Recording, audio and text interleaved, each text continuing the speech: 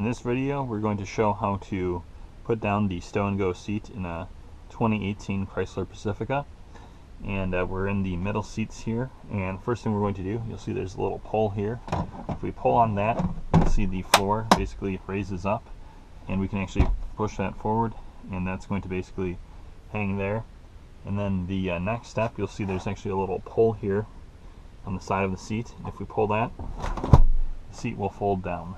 The next step, you'll see there's the Stow N Go pull on the back. We're actually able to pull that, and it's going to release that seat, and we can push it down. You'll need to push that down with a little bit of force.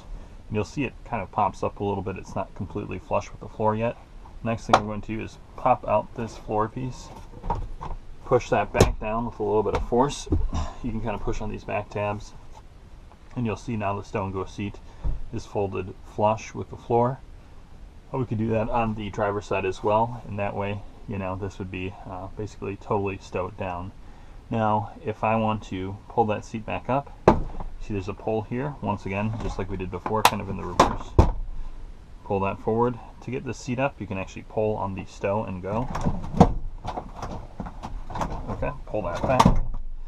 And then once it's pulled back, then you can actually just hold up that seat, fold up the headrest. There you go, you've got that seat back up. Last step, final step, is take that flooring piece, fold that back down. You'll see that it just fits nicely. There you go, you've got the passenger middle seat up. And that's basically how it's done. You just repeat that process over on the driver's side. Alright, thanks a lot for watching.